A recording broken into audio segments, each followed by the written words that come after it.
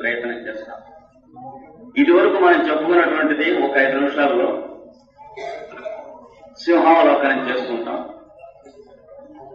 సకల మానవ జాతిని ఉత్తరిద్దాం అనే ఉద్దేశంతో, సంప్రదాయమును దృఢీకరిద్దాం అనే ఉద్దేశంతో, జనాన్ని బహుముఖంగా వెళుతున్న వాళ్ళని ఏకముఖంగా ఒక మార్గాన తీర్చిదిద్దుదాం అనేటువంటి ఉద్దేశంతో కృష్ణద్వైపాయన వేదవ్యాస మునీంద్రుడు 5,000 సంవత్సరాల క్రిందట తన యావత్ ఆయుర్దాయమును సద్వినియోగం చేసి, ఒక రోజుని కాదు, ఒక రాత్రిని కాదు, ఒక పగలని కాదు, సమస్త జీవితాన్ని వినియోగం చేసి వేదములను క్రోడీకరించి 4 వేదములుగా స్థిరపరచి, ఉపనిషత్తులను సంప్రదాయములు ఏర్పరచి, ఆరణ్యక బ్రాహ్మణాది గ్రంథములను పరిపూర్ణములు చేసి శిష్య పరంపరలు ఏర్పరచి 18 పురాణములు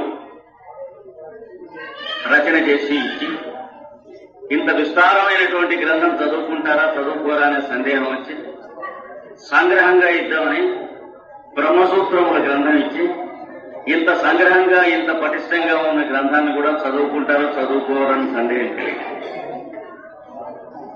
ఆయన కలిగిన సందేహం నిజమే. ఈనాడు భారత భాగవతాదులు పరిపూర్ణంగా చదువుకోవటం లేదు, బ్రహ్మసూత్రాలు అంతకంటే చదువుకోవటం లేదు.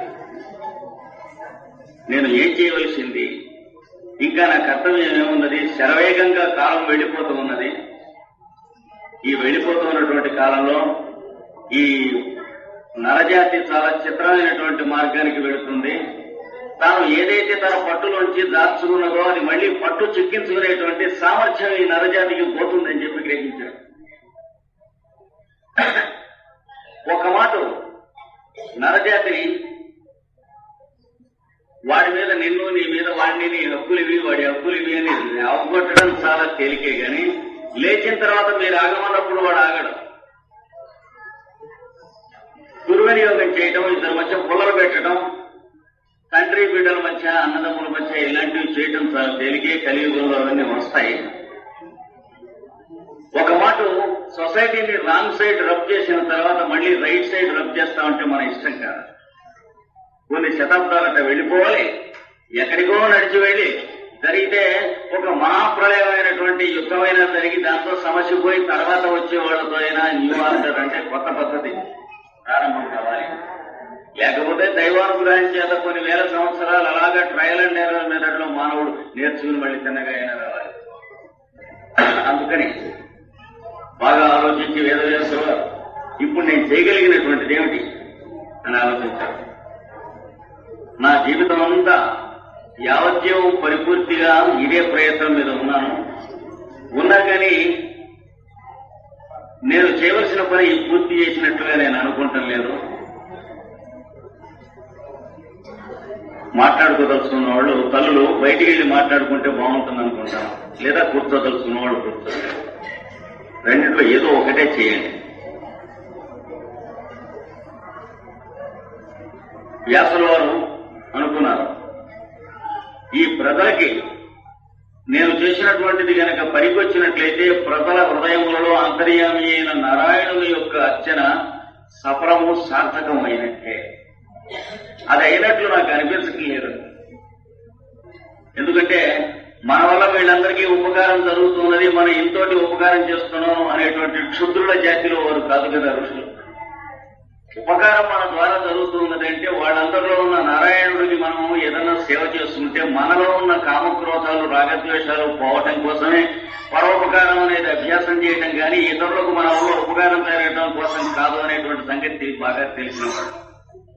అది తెలియడానికే చాలా జన్మలు పడుతుంది. ఆ దారి దగ్గర ఉన్నటువంటి వాళ్ళు కొంచెం నిశ్శబ్దంగా అటు పక్కకు వెళితే బాగుంటుంది అనుకుంటాను. ఎక్కడో అక్కడ కూర్చున్నాం ఏదో చేస్తే బాగా. పరోపకారం చేయడం ఎందుకు అంటే 10 మంది బతికేందుకు అని అనుకునేటువంటి నీచ బుద్ధి మనకు ఎక్కువగా ఉంటుంది. మనం చేయకపోతే ఎవరు చేస్తారు ఈ ప్రజలకి అని, అది పోవాలి. పరోపకారం చేయడం ఎందుకంటే మనలో ఉన్నటువంటి యాంగ్యులారిటీస్ రౌండ్ అప్ అవడం కోసం చేసేవాళ్ళు ఉన్నది.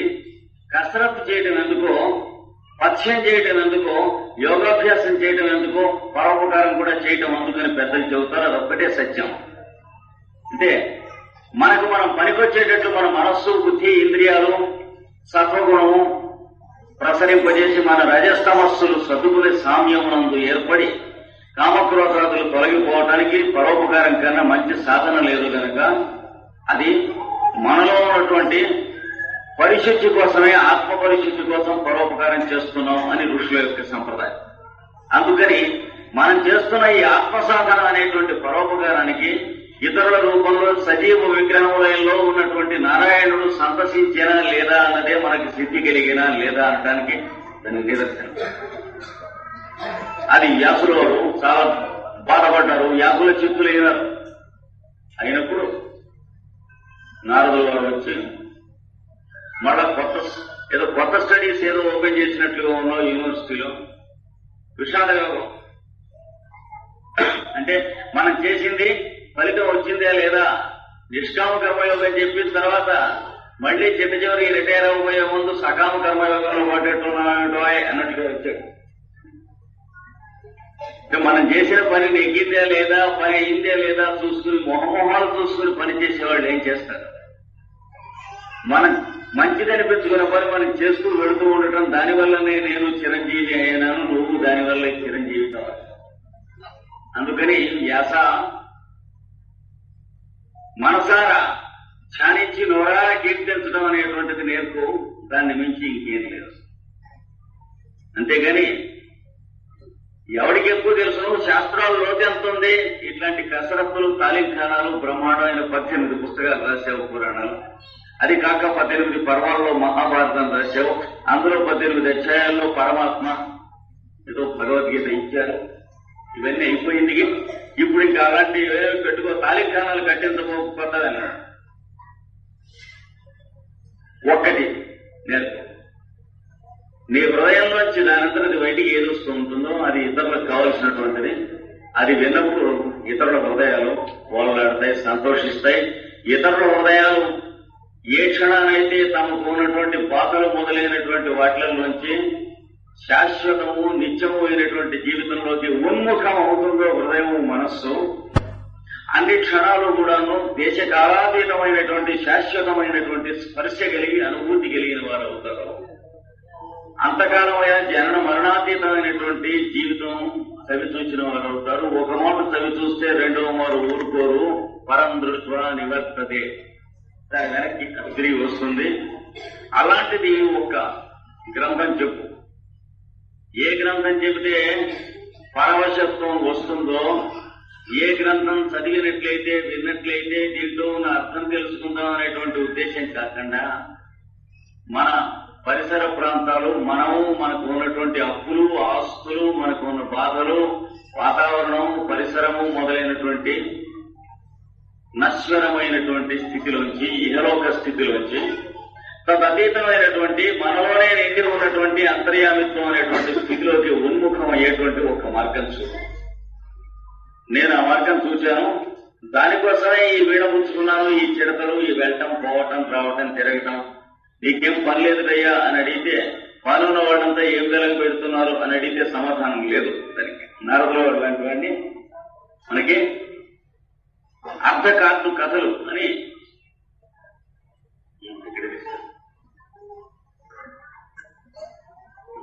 ఈ పిల్ల తల్లిగారు కోసం వెతుక్కుంటోంది కనుక ఈ పిల్లని తల్లిగారు దగ్గరికి తీసుకెళ్తే బాగా ఉంటుంది, లేకపోతే తెలిసిన వాడు తీసుకెళ్లి వాళ్ళకి అప్పచెప్తే బాగా ఉంటుంది.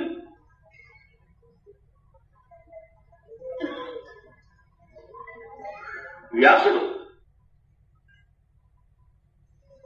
ఇలాంటి రచన చేయమని వ్యాసుని చెప్పి, నేను ఇదే పని మీద తిరుగుతున్నాను కనుక ఒక ఆయన చూస్తూ తిరుగుతున్నట్ట. సముద్రం ఒడ్డున పెడుతూ ఉంటే వాడు చేపలు పడుతున్నట్టు అలా చూస్తున్నాడు. గాలం వేశాను. ఒరే నువ్వేం చదువుకున్నావు అన్నట్ట. ప్రొఫెసర్ గారు అడిగింది. ఏం చదువుకోలేదని అన్నట్ట. చదువుకోకపోతే ఎలా బతుకుతావు అన్నట్ట. అంటే చదువుకుని ఎవరి దగ్గర ఉద్యోగం ముష్టి ఎత్తుకుని నానా చేతల కాళ్ళు పట్టుకుంటేనే బతకటం అని నమ్మకంలో పడ్డవాళ్ళం చదువుకుంటాం. అంటే చదువుకోలేదు అంటే ఎలా బతుకుతాం అన్నట్ట. చూస్తున్నారు కదండి అన్నట్ట. ఎలా బతుకు ఏది చేపకు వేశాడు, సచ్చినట్టు చేప నా దగ్గరికి వస్తుంది అంటే మీరు అక్కడికి ఇక్కడికి ఉద్యోగాల కోసం వెళ్ళాలి వాడు అన్నట్ట. అంటే నేను చూడ ఏం చేశారన్న పిహెచ్డీ పాస్ అయ్యాను, డిగ్రీ పుచ్చుకున్నాను, యూనివర్సిటీలో చేరాను, ప్రొఫెసర్ గా వచ్చాను. తర్వాత ఏం చేశారని భార్యకి నగలు అవి చేయించాను. ఏం చేశారు? ఇంకా బట్టలకు ఇల్లు కట్టించాను. ఇంకేం చేశారు? పిల్లల్ని పెట్టాను. అది మందులు కుక్కలు కూడా పెడతాయి, చెప్పుకోక్కర్లేదు. పిల్లల్ని పెట్టానని పెద్ద అయిన తర్వాత ఏం చేశావు అంటే ఒక్కో కొడుకు ఇంత ఏదో ఇల్లు కట్టిస్తాను, బ్యాంకులో వేస్తాను, వాడికి అది వాడి పేరు సి బుక్, వాడి బ్యాంక్ బుక్ వాడికి ఇచ్చేస్తాను, కారు కొంటాను, సి బుక్ వాడికి ఇచ్చేస్తాను. తర్వాత ఏం చేస్తారంటే అన్నట్ట నా పేరు కొంత వేసుకుంటాను. అంటే వీడి చిట్టజీవుల రోజుల్లో అవసాన దశలో వాళ్ళు వేస్తారో లేదో ఆత్మపీండం ఒకటి ఉండదు. నా పేరు కొంత వేసుకుంటాను బ్యాంకులో. తర్వాత ఏం చేస్తాను అన్నాడు. ఏం చేస్తాను? హాయిగా కాలు మీద కాలేసి కూర్చుంటాను ఆయన. నేను ఆ పని ఇప్పుడే చేస్తున్నాను ఆయన.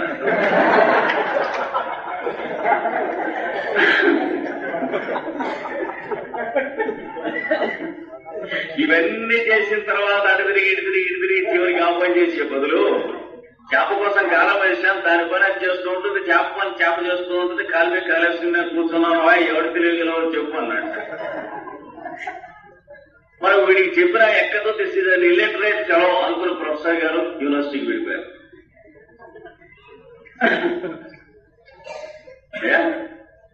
వ్యాసుడు గారిని పాపం నీకు తోచింది రాసి మొదలెట్టు, వాళ్ళు ఒళ్ళు మర్చిపోయింది రాయి.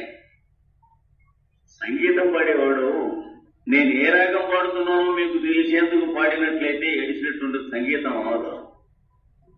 ఆ పాడేవాడికి వినేవాడికి కూడా రాగము తాళము ఇవన్నీ గుర్తుండకుండా అఖండమైనటువంటి సచ్చిదానంద పరబ్రహ్మమునందు వాడు లీనమై ఉంటే దాని పేరు సంగీతం అంటారు. లేకపోతే ఏదో అంటారు, రామకీర్తన అంటారు, పురకీర్తన అంటారు.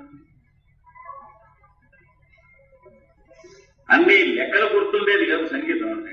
గుర్తుండకుండా ఉండేటువంటి కాసేపు జరిగిన దాన్ని సంగీతం అంటారు. మిగిలింది దానికి ముందు వెనకను పేడ పూసి ఇల్లలకటం మిగిలింది. ఏ ఫైన్ ఆర్ట్స్ లో అయినా అంతే. దీంట్లో కూడా అదే చెప్పాట. పరమశబ్దం వచ్చేటువంటి స్థితి ఏదైనా ఉంటే గ్రంథం ఇవ్వవలసింది, దాని ద్వారా అన్ని చెప్పవలసింది. ప్రతి వాళ్ళని ఇది చెయ్యి ఇది మాను నువ్వు చెప్పొద్దు. నువ్వు మానని చెబితే ఎవడు మానడు. మంచి పని నువ్వు చేయమని చెప్పినట్టేనే ఎవడైనా చేస్తాడని అనుకోబోకు. మామిడి పండు పంటకు వస్తే దాని పరిమళం అది గుబాళిస్తుంది. ఈ మధ్యన నువ్వు చేయవలసినటువంటిది యుగధర్మం చూచావు కనుక భాగవత కథ కాలక్షేపం చేసి లోకానికి ప్రవచనం చేయమన్నట్ట. అది ఇస్తూ ఉండగా వ్యాసులో 3 అమూల్యములైనటువంటి మహావిషయములు ఇచ్చాడు. 2 రోజులకు మనం చెప్పుకున్నాం. అందులో మొదటిది జీవుని యొక్క ఉపాసన మార్గము. నారదులు 5 సంవత్సరముల బాలుడై దశీపుత్రుడై ఉండగా పూర్వజన్మలో పరమ భాగవతోత్తములు చాతుర్మాస్య దీక్ష చేసి వహించి ఉండి ఒకచోట సత్కాలక్షేపం చేస్తూ ఉంటే వారికి ఏదైనా సేవ చేయడం కోసం అవి ఇవి తెచ్చిపెట్టడం కోసం ఆ కుర్రవాడిని అక్కడ పెట్టారు. పెడితే ఈ కుర్రవాడు పెద్ద పెద్ద విషయాలు వీడికేం తెలుస్తాయి అని అనుకునే వాళ్ళు ఏవో మాట్లాడుకుంటున్నారు. గోవింద కథా కాలక్షేపము భక్తి మొదలైన విషయాలన్నీ వాళ్ళు ఆలోచిస్తుంటూ ఉంటే రాత్రి బాగా పొద్దుపోయింది. పొద్దుపోయి ఇలా ఒక మాట చూస్తే ఆ కుర్రవాడు అక్కడే నుంచుని ఉన్నాడు, 5 ఏళ్ల కుర్రవాడు. అప్పుడు వీళ్ళకి గుండె గుబేలు మంది. ఏమిటి వీడు ఇంకా ఇలాగే నుంచుని ఉన్నాడు, ఒరే నాయన ఎందుకురా ఇలా నుంచుని ఉన్నావు అని అడిగారట. అడిగితే ఏమి లేదు, మీరు చెప్పుకుంటున్నటువంటి విషయాలు చాలా హృదయాన్ని ఆకర్షిస్తున్నాయి, బాగున్నాయి, వింటున్నాను. అంటే ఒరే నీ వయస్సు ఎంత అన్నారు. 5 ఏళ్లు. నీ హృదయాన్ని ఆకర్షిస్తున్నాయా?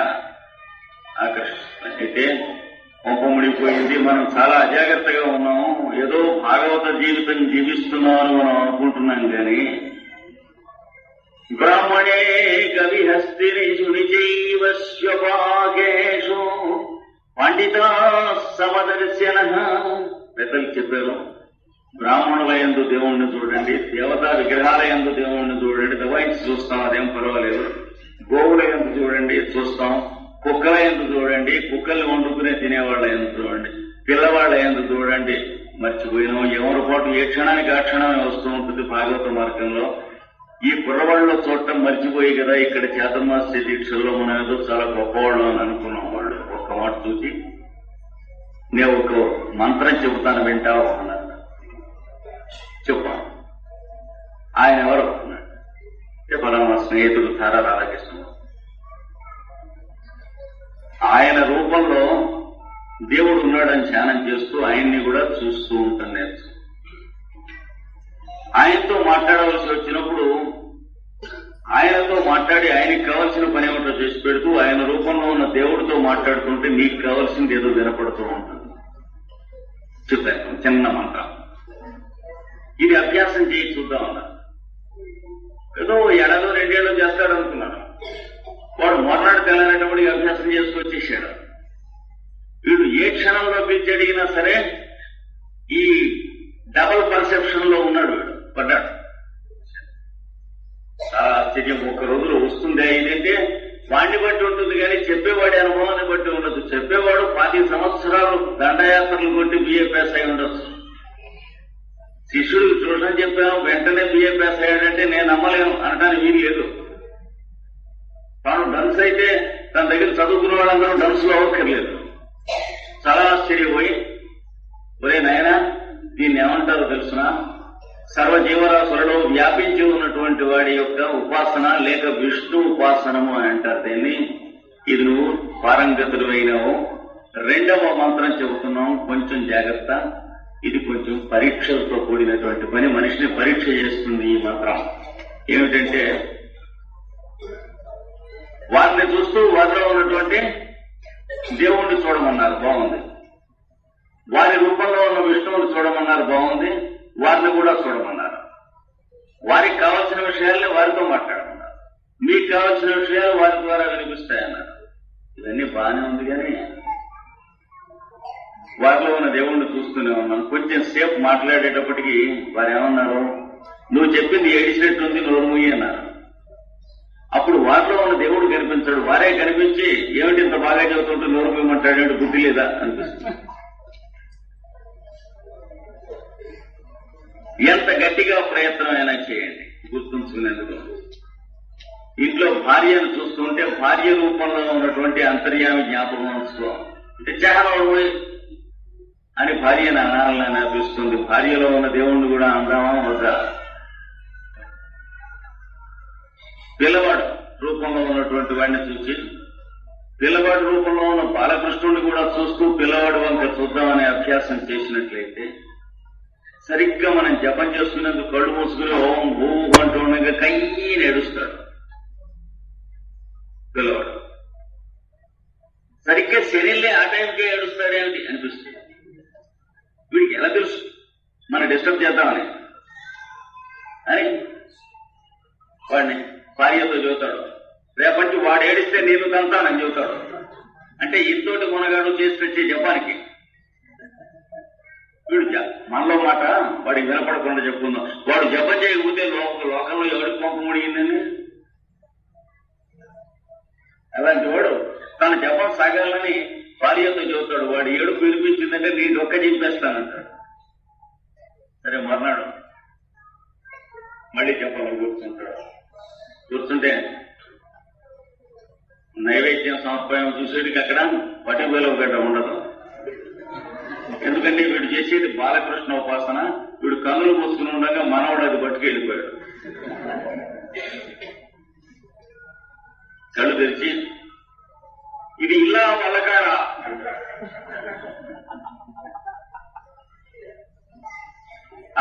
నరకం. ఈ కొంపలో దైవ పూజ కూడా అందరూ కూడాను చిన్న దగ్గర నుంచి పెద్ద దాకా త్రాష్టులు. బాలకృష్ణుడు లీలలు చూపితే చూడలేని గుడ్డి వెధవ తెలుసుకో. మరి వాళ్ళలో దేవుడు గుర్తుండమంటే ఎట్లా గుర్తుంటారు ఎంతసేపు? ఆ మర్నాడు భార్యతో చెబుతాడు, ఈ ఛాయలకి వాళ్ళు గాని నువ్వు గాని వచ్చినట్టయితే చంపేసేస్తాం. చంపేస్తాట ఎట్లా? మళ్ళీ ఆ మర్నాడు జపాన్ కూర్చుంటే భార్య వచ్చి ఏమండి ఏమండి అంటూ వీడు జపాన్లో కూతురు కడుపు మీగానే 3 రోజులు చెప్పాడు. చంపేస్తానని కూడా చెప్పాడు. నమ్మరు. ఇగో ఏమండి ఏమొచ్చింది? ఎవరిని భార్య రూపంలో ఉన్న దేవుణ్ణి వీడు అడుగుతున్న ప్రశ్న ఏమొచ్చిందంటే ఆవిడ పెట్టండి ఆఫీస్కి వెళ్లాల్సిన టైం అయింది అన్నా కదా, వంట పూర్తి అయింది, కూర ఉడుకుతుంది, అవంగానే అన్నం పెడతా. లేచి ఇక నేను జపం చేయలేపాటి రేపటి మరీ గట్టి చేసుకుంటాడు. ఎట్టి పరిస్థితుల్లో నేను లేచిన తర్వాత వచ్చి అన్నం పెట్టమని అడిగితేనే డిస్టర్బ్ చేయద్దు. మర్నాడు మళ్ళీ గడ్డి తలుపు వేసుకుని కూర్చుంటాడు. జపం బయట నుంచి గొళ్ళెం గట్టిగా టక్ టక్ టక్ కొడుతుంది. ఎవరది అంటే ఏమండి నిన్న ఎన్ని చెప్పినా బుద్ధిలే, ఇవాళ ఏమిటి చంపేద్దామని తలుపుతిస్తారు. ఇస్తే అయ్యో మీ కమిటీ సెక్రటరీ గారు వచ్చారండి బాకెట్లో అంటే వీడు భార్యను ఏం చేద్దాం అనుకున్నాడు, వీడిని అది చేసేవాడు వచ్చాడు. బాకెట్లో ఉన్నాడు. లేదా మీ ఎమ్మెల్యే గారు వచ్చారండి బాకెట్లో ఉంటాడు వాడు. పిల్లి అలా జపం నుంచి దేవుణ్ణి మన ఇంట్లో దేవుడే కదా, మన ఇంటి పిల్లి అన్నట్టు హోమ్లీ దేవుడే కదా అని వాడి దగ్గరికి వెళ్ళి ఇలా పొయ్యి కుక్క పిల్లలే మాట్లాడతాడు. ఎందుకు వచ్చింది ఇలా నుంచోవలసిన అవసరం? భార్య రూపంలో ఉన్న దేవుణ్ణి డొక్క చింపేస్తానన్నందుకు, కుర్రవాడి రూపంలో ఉన్నటువంటి దేవుణ్ణి చంపేస్తానన్నందుకు వచ్చింది. ఎందుకు వస్తాయో చూసుకోవాలి. తెలియదు. మర్నాడు అడుగుతాడు, నా జాతకంలో ఏమన్నా తేడా ఉందే సార్, అసలు ఉపాసన కుదరదా నాకు అని అడుగుతాడు. ఆ మర్నాడు మా ఇంట్లో వాస్తు కుదరదా, మంచిది కాదా, ఇల్లు మార్చమంటారా అని అడుగుతాడు జపానికి. ఇవేమీ కావు విషయం, ఒక్కటే మార్చుకోవాలి. నువ్వు వాడిని పిలిస్తున్నప్పుడు వాడు వస్తూ ఉంటే వాడిని చూసి తిట్టుకుంటున్నావు, వచ్చినటువంటి వాడు వాడే అనేటువంటి సంగతి ఇన్ని రూపములతో తెలుసుకోవాలి. అందుచేత ఈ రెండవ ఉపాసన చాలా కష్టం. మీకు నచ్చనటువంటి పని ఎవడన్నా చేస్తే వాడిలో దేవుడు గుర్తుండడు, వాడే గుర్తుంటాడు. మీకు కోపం వచ్చినప్పుడు ఎదుటి వాళ్ళు ఎవడి మీద కోపం వచ్చిందో వాడే గుర్తుంటాడు. కానీ వాళ్ళు అంతర్యామి పక్కన వాళ్ళు ఎవరన్నా గుర్తు చేయడానికి పెట్టుకున్నా, నాకు కోపం వచ్చినా గానీ మళ్ళీ అంతర్యామని గుర్తు చేయంటే బుద్ధితో లేదా అందరిలో వ్యక్తుల్లో అంటే వీడు సార్ అంతర్యం అంటే నోర్మై దాని విషయం ఇది. ఈ రెండవ ఉపాసన ఇంత చీకాకైనటువంటి విషయం. వీడు కుర్రవాడు నెగ్గాడు. దీన్ని ఏమంటారంటే ఈ రెండవ ఉపాసనని జీవించి వసించి నటించి మాట్లాడుతూ ఉన్నటువంటి జీవుల రూపంలో జగన్నాటక సూత్రధారి అయి నడుచున్నట్టు దేవుని యొక్క రూపం. మొదటిది ఇందాక సర్వాంతర్యామి అయిన దేవుడు అమాయకుడు కనుక లొంగాడు. వీడు రెండవ వాడు మనం మాట్లాడితే వాడు మాట్లాడతాడు, మనం ఊ అంటే వాడు ఆ అంటాడు, మనకి నచ్చితే వాడికి నచ్చదు, వాడికి నచ్చితే మనకి నచ్చదు. వీడిని వసించునట్టి దేవుడు లేక వాసుదేవుడు, వాసుదేవోపాసన అంటారు దీన్ని. మొదటిది విష్ణు ఉపాసనము, రెండవది వాసుదేవోపాసనం. ఇది కూడా నెగ్గాడు. ఇది నెగ్గడంలో తల్లికి సేవ చేసుకుంటూ ఆవిడ తల్లి అనేటువంటి భావం పరిపూర్ణంగా తొలగిపోయి వాసుదేవుని యొక్క సజీవ మూర్తి విగ్రహం అనేది పరిపూర్ణంగా కలిగిందాకా చేసుకున్నాడు. ఆ భావం ఆయనకి పరిపూర్ణంగా కలిగిన దాకా ఆవిడ సశరీరంగా ఉన్నది. కలగటం పూర్తి అయిన క్షణంలో ఆవిడ పాము గరిచి ఆ శరీరం మొదలుపెట్టింది. ఎవడి సాధన కోసం ఇంట్లో ఎవడెవళ్ళు చుట్టాలు పక్కాలుగా ఉంటారో అది తెలియక ఏదేదో మాట్లాడుతూ ఉంటాం. ఈ జగన్నాటకం ఇదంతా కూడా మాయండి, ఈ బంధువులంతా మోసం చేస్తారు, చుట్టాలని నమ్మకూడదు, స్నేహితులంతా మోసం చేస్తారు. ఇవన్నీ వాళ్ళు వాళ్ళ చేత చేయించుకుంటానికి కావాల్సిన కకృతి మన దగ్గర ఉంటుంది, కానీ వాళ్ళు చేయటం అనేది ఎప్పుడు కూడా ఉండదు, తెలుసుకోవాలి. అందుకని ఈ రెండవ ఉపాసనం కూడా దాటి తల్లికి సేవ చేసుకుని వైరాగ్యం కలిగి ఉండి తల్లిని వదిలిపెట్టడం అనేటువంటి దుర్బుద్ధి కలగలేదు. అంటే నిజంగా వైరాగ్యమే కలిగి సర్వజీవరాశుల్లో పరమాత్మే కనిపించినట్లయితే తల్లిని విడిచిపెట్టవలసిన అవసరం ఉంది. మిగతా వాళ్ళని కూడా విడిచిపెట్టకూడదు కానీ ఈవిడ తల్లిని వేరే గుర్తుంటేనే కదా తల్లిని విడిచిపెట్టాలే వద్దా అనేటువంటి పితలాటకం పీకులాట కలిగేది. అది ఉపదేశించారు వాడు. అది అయిపోయి తర్వాత నారాయణ మంత్రోపదేశం చేసేవాడు వెళ్ళిపోయినారు. ఆ నారాయణ మంత్రం ఈయన చేస్తూ ధ్యానం చేస్తూ నదులు, అరణ్యాలు, పర్వతాలు తిరుగుతూ విశాల విశ్వంలో ఉన్నటువంటి అంతర్యామిని చూస్తూ, అంటే వ్యక్తులు తన మీద ఆధారపడిన బాధ్యత గలవారు ఇంకెవరు లేరు, ఒక్కడే. అలాంటి అవకాశం నారాయణుడు ఇచ్చాడు. తిరిగాడు, పర్వతాల మీదకి వెళ్ళాడు, హిమాలయాల్లోకి వెళ్ళాడు, లోయలు చూశాడు, సెలయేళ్లు చూశాడు, సూర్యోదయ సూర్యాస్తమయాలు చూశాడు, పర్వతములు ప్రతలైనట్టు చోట్ల గైరికాది ధాతువులు చూశాడు, రంగులు చూశాడు, మేఘాలు చూశాడు, పిడుగులు చూశాడు, ఇంద్రధనస్సులు చూశాడు. అన్ని రూపాలు నారాయణుడిని చూడటానికి ప్రయత్నం చేసి పెడుతూ ఉంటే కొంత దూరం వెళ్ళాక ధ్యానం చేస్తున్నటువంటి వాడు మాయమైపోయి నారాయణుడే శరీరంలో, హృదయంలో, మనస్సులో, లోపల పరిపూర్ణంగా నిండేటువంటి క్షణం వస్తుంది. నారాయణోపాసనలో వాడికి వచ్చింది.